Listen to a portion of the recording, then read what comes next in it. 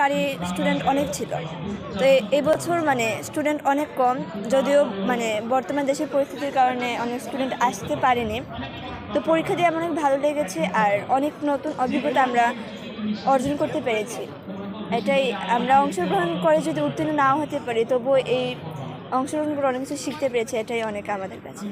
আমার নাম কৃপা মজুমদার, আমি সরকারি অগ্রগামী বালিকা উচ্চ বিদ্যালয়ের একজন স্টুডেন্ট।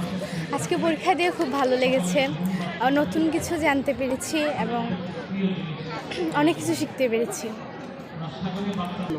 আমার নাম শিবা কর্মী, আমি সরকারি অগ্রগামী বালিকা উচ্চ বিদ্যালয়ে একজন শিক্ষার্থী।